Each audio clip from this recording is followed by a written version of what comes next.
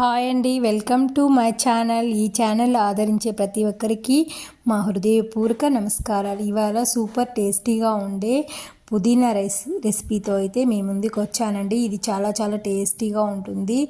ఇవాళ ఈ రెసిపీ పిల్లలకి హెల్తీ అయిన రెసిపీ. ఫస్ట్లో ఆయిల్ అయితే వేసుకొని అందులో గుప్పెడు పల్లీలు అయితే వేసుకొని పుదీనా రైస్ని బాగా వాష్ చేసుకొని పెట్టుకొని అయితే వాటర్లో వాష్ చేసి అయితే ఉంచుకొని పల్లీలు అయితే వేగిన తర్వాత పుదీనా అయితే అందులో వేసి పుదీనా కూడా పచ్చిమిర్చి అయితే కారం తక్కువగా పిల్లలు తినేదానికి తక్కువగా వేసుకొని బాగా ఫ్రై చేసుకోవాలి. తర్వాత పుదీనా కూడా వేసి బాగా వేయించుకుంటే ఆయిల్ అయితే వేయించుకుంటే పచ్చి వాసన అయితే బాగా పోయే వరకు వేయించుకొని మిక్సీ పట్టి అయితే ఉంచుకోవాలి.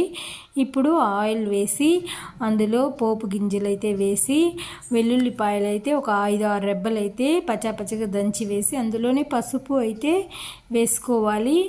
ఇది ఫ్రై అయినాక మనం పేస్ట్ చేసి పెట్టుకున్న పల్లీలు పుదీనా పొడి అయితే ఇందులో వేసుకొని బాగా ఆయిల్లోనే అయితే 1 నిమిషం సేపు అయితే బాగా ఫ్రై చేసుకోవాలి. ఇప్పుడు మనం వేడి చేసి పెట్టుకున్న అన్నం రైస్ని అయితే అందులో వేసి బాగా కలుపుకోవాలి.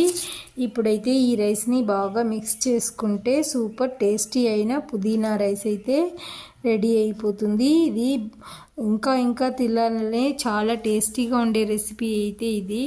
ఈ రెసిపీ చాలా బాగుంటుంది. పిల్లలకి అయితే ఆకలి బాగా ఎక్కుతుంది.